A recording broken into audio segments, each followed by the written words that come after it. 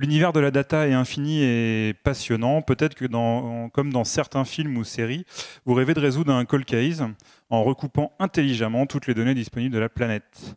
Eh bien, c'est peut-être possible grâce à l'OSINT. Marie, et j'espère que je le prononce bien, Marie est directrice d'agence chez Zenica Nantes et va nous présenter l'Open Source Intelligence. Merci d'accueillir Marie. Merci beaucoup. Alors, je vous dis tout de suite, je suis aveugle. J'ai des lumières dans les yeux, donc je ne vous vois pas. Donc, si le talk est nul et que vous ne rigolez pas à mes blagues, je ne le saurai pas. Tant pis, à la fin. Du coup, comme on vous l'a expliqué, je m'appelle Marie Villet, je suis directrice d'agence à Zenica Nantes. Et aujourd'hui, j'ai décidé de vous parler d'un sujet qui me passionne depuis de nombreuses années. C'est l'OSINT. En fait, l'OSINT, j'en faisais déjà quand j'étais recruteuse, commerciale, j'en fais encore, sans vraiment m'en rendre compte. Et j'ai décidé d'approfondir un peu le sujet et de vous le présenter aujourd'hui. C'est quoi l'OSINT Qu'est-ce que ça veut dire? Donc ça veut dire Open Source Intelligence. En gros, c'est l'art de collecter, analyser et d'exploiter des informations qui sont accessibles partout sur le net. Alors ça peut être sur des sites web, des réseaux sociaux, ça peut être sur des journaux, des bases de données publiques, enfin absolument toutes les sources possibles et inimaginables, mais accessibles au public. Ok, super, donc on collecte, on analyse, ok. Ça veut dire quoi concrètement? Qu'est-ce qu'on fait en OSINT? Eh ben, c'est surtout l'art de mettre en relation tous ces éléments-là pour résoudre des choses. Je vous donne un exemple. Moi, j'ai utilisé l'OSINT à titre perso quand j'ai acheté une maison. Vous allez sur Le Bon Coin, sur les annonces, il n'y a jamais l'adresse. Sauf que moi, je n'ai pas envie d'aller faire 40 visites, donc j'aimerais bien savoir où sont les maisons en question. Et ben, dans l'annonce, vous avez à 50 mètres de l'école machin, à 50 mètres de l'arrêt de bus bidule, dans un cadre très verdoyant, vous avez des photos de l'extérieur, avec des Velux, peut-être différentes fenêtres, des arbres différents. Et en regroupant toutes ces informations, vous arrivez à retrouver une adresse sur Maps. Voilà. Peut-être qu'un jour, l'envie vous est venue de faire votre arbre généalogique. Et bien pareil, là, vous allez aller sur les registres d'état civil, sur les réseaux sociaux, vous allez voir des vieilles photos, analyser des vieilles photos. Ben, ça, c'est un travail d'OSINT comme un autre. Voilà. Bon, super le loisir, l'OSINT, mais il y a quand même des choses un peu plus poussées en OSINT. On va voir ensemble différentes spécialisations de l'OSINT. L'OSINT, c'est une branche de la cybersécurité, et il y a plusieurs spécialisations en fonction des outils, des infos et des domaines que vous ciblez. Alors, on va utiliser deux cas d'usage pour vous expliquer ça. Le premier, c'est Strava Heatmap. J'imagine que certains d'entre vous connaissent Strava, s'en servent peut-être même. Il y a des sportifs dans la salle, je ne vous vois pas, donc j'imagine. Strava, c'est une application pour suivre et publier ses performances sportives, notamment ses courses. Alors non, on ne va pas mettre une mise à jour tout de suite. Notamment ses courses, notamment ses parcours à vélo. Donc ça vous donne des maps, et puis vous pouvez les publier et puis les montrer à vos amis. En 2017, du coup, Strava a lancé une heatmap pour montrer à quel point son application est utilisée dans le monde entier, à quel point c'est super, c'est génial. En soi, c'est une bonne idée de marketing, sauf que quand on va zoomer, beaucoup, dans des endroits où normalement il n'y a pas beaucoup de population, là par exemple dans le désert en Afghanistan, on se rend compte qu'il y a des points lumineux, et en fait on se rend compte que c'est des bases militaires américaines. Et que du coup, les personnes qui l'utilisent, c'est des militaires en l'occurrence, ils font leur jogging et puis ils font le tour de la base. Et en zoomant beaucoup, on le voit. Alors il n'y a pas que les Américains, nous aussi, on est très forts pour ça, donc on ne crache pas sur les Américains. Donc voilà, ça c'est un travail d'OSINT qui a été fait et qui a été exploité. Et ça peut être exploité aussi par des personnes malveillantes. Donc voilà, ça c'est un exemple. Deuxième exemple, on reste sur Strava. En 2024, Le Monde a découvert qu'on pouvait savoir où étaient les chefs d'État Emmanuel Macron, Joe Biden et Vladimir Poutine 3 jours avant leur déplacement. Et quand je dis savoir où ils sont, c'est savoir où ils dorment, où ils mangent et où ils sont très précisément. Comment ils ont fait ça? En fait, c'est assez simple. tous ces chefs d'État, ils ont des gardes du corps. Les gardes du corps, ils sont toujours sur les photos officielles, ils sont toujours derrière, comme ça, avec leur tête sérieuse. Et en fait, on peut retrouver très facilement, grâce à des outils comme TinyEye, leur nom, prénom. Et avec leur nom, prénom, on peut retrouver leurs réseaux sociaux. Et puis, on peut retrouver aussi leur compte Strava. Et c'est des gens qui courent et qui publient sur Strava aussi. Et en fait, on s'est rendu compte que, en suivant ces gardes du corps sur Strava, ils arrivent en général 3 à 4 jours avant les chefs d'État pour faire un état des lieux, pour savoir si c'est sécurisé. Et du coup, très précisément, on peut savoir où vont être ces chefs d'État 3 à 4 jours à l'avance. Ça pose certains soucis, comme vous pouvez le constater, notamment quand Joe Biden va en Corée du Nord et qu'il a prévenu personne, on se pose des questions.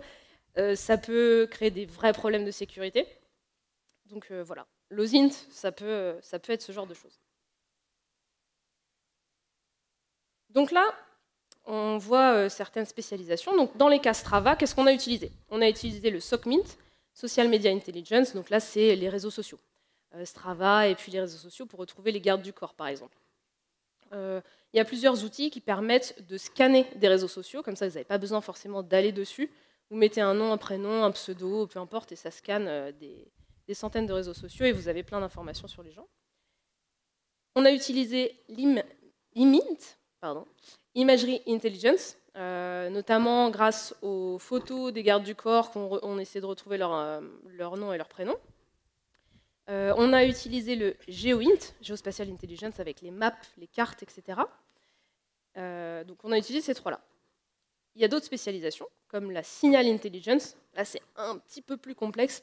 C'est tout ce qui utilise les ondes radio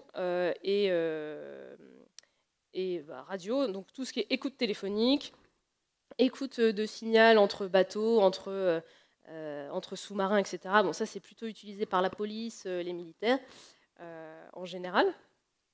Et il y a la Financial Intelligence. Donc ça, c'est tout ce qui est étudie et analyse des flux financiers. Ça, c'est très utilisé par les banques pour tout ce qui est blanchiment d'argent, tout ce qui est frauduleux.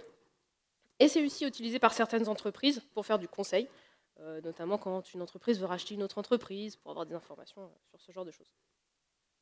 Et il y a la Cyber Threat Intelligence. Là, c'est vraiment l'analyse de toutes les menaces et de toutes les attaques qui ont pu avoir lieu pour essayer de s'en prémunir. Donc ça, c'est plutôt les entreprises et des entreprises même spécialisées là-dedans. Voilà. Ça, c'est nos spécialisations. En général, quand on fait de l'OSINT, on utilise plusieurs spécialisations et plusieurs outils en même temps. On n'utilise pas qu'un seul, comme vous avez pu le voir pour les cas Strava. Donc voilà. Qui utilise l'OSINT et pourquoi? Je vous ai parlé de cas que nous, on peut utiliser. Je vous ai expliqué un peu Strava. On va encore parler d'un cas concret. Je vais vous parler de Christopher Vincent Kinahan. Qui est ce monsieur? C'est un monsieur qui est recherché, visiblement. Il est à la tête d'une mafia irlandaise, qui s'appelle Kinahan Organized Crime Group.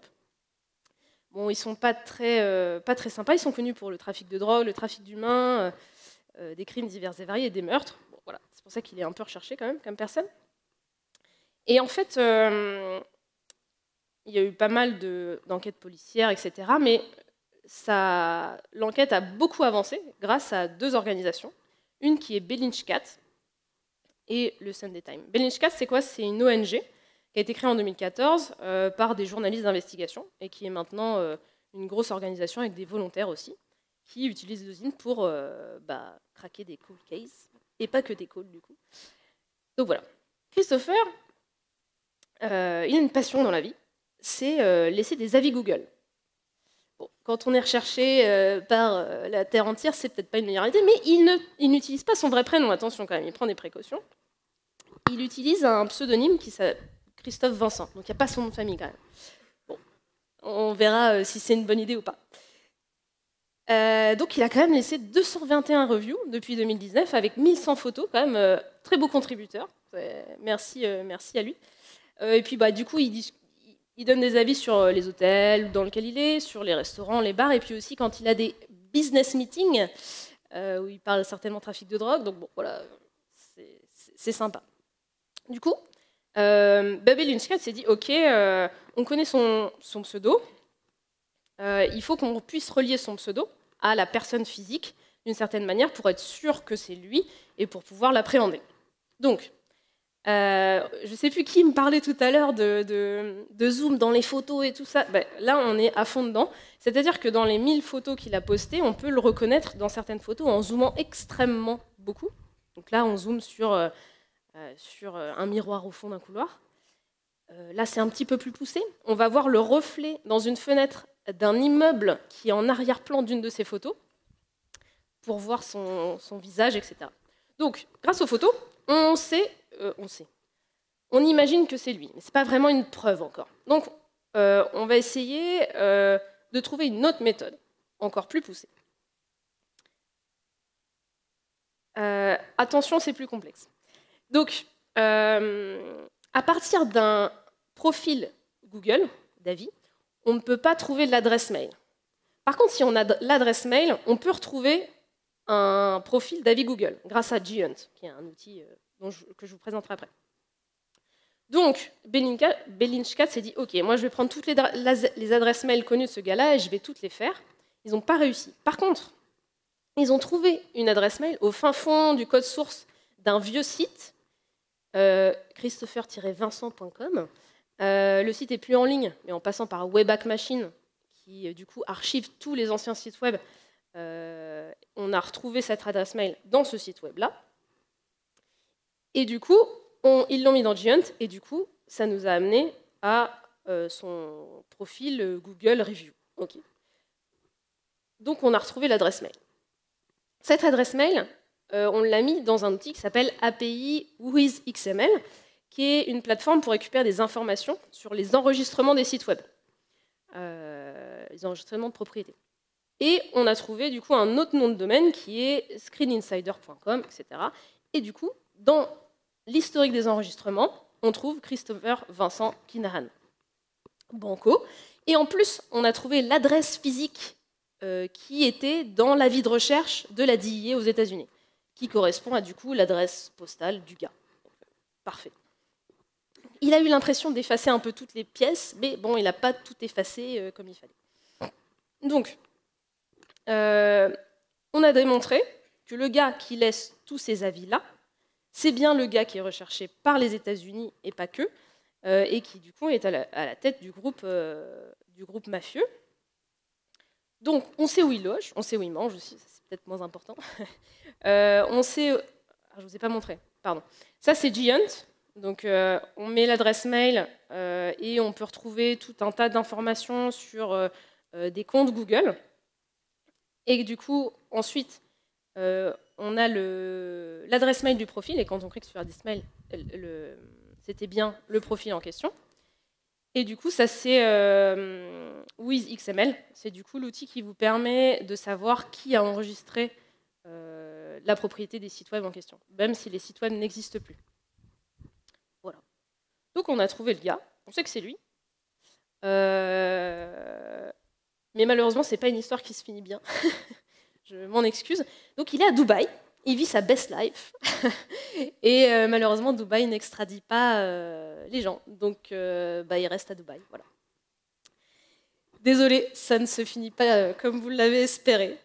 Tout ça pour vous dire que l'OSINT s'est utilisé beaucoup par les forces de police, beaucoup par les forces spéciales, pour trouver des gens comme M. Kinahan, pour trouver aussi des pédocriminels, pour trouver aussi des gens comme les gens qui ont été dans le procès Pellico, où on avait des vidéos, des photos des gens, mais pas de nom, pas d'adresse, etc. Donc il y a eu un gros travail d'OSINT des policiers, qui n'est pas évident, vous l'imaginez.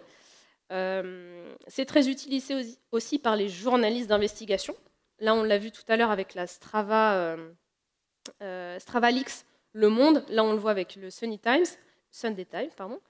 C'est très utilisé aussi par des ONG, des volontaires comme Bellingcat, qui du coup aident la police et les forces de police à résoudre des affaires et à aller plus loin. Et puis c'est aussi utilisé par les entreprises, dans une moindre mesure que ce qu'on vient de voir quand même, pour se protéger d'attaquants, pour se protéger aussi de personnes malveillantes. Et puis il y a des personnes malveillantes qui utilisent aussi tout ça pour d'autres choses. Voilà.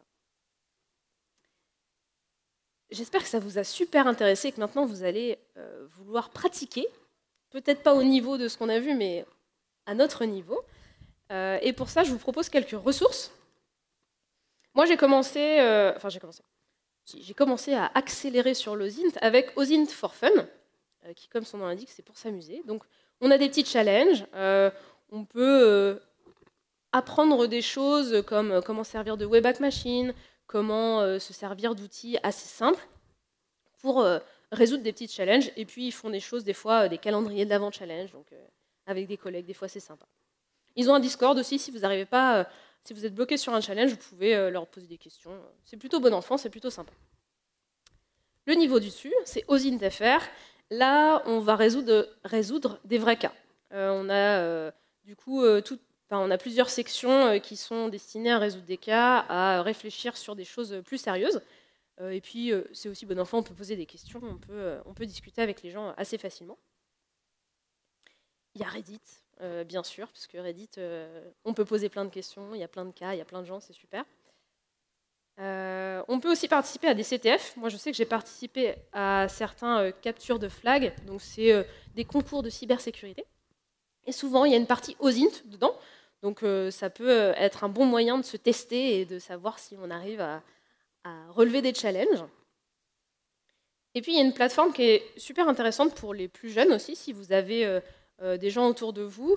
C'est la plateforme TOP, The OSINT Project, où c'est pour plutôt les collégiens et les lycéens, pour les habituer à faire attention à leurs données sur Internet, et puis aussi à faire un petit peu de recherche OSINT. Voilà. Donc ça, c'est plutôt intéressant pour les plus jeunes, et puis même pour vous aussi, pour tester les trucs. Voilà. J'en ai fini avec mon talk. Si vous avez des questions, n'hésitez pas à venir me voir après. Il paraît qu'il y a un verre, il paraît qu'il y a une petite soirée. Donc n'hésitez pas à venir discuter avec moi si vous le souhaitez. Merci.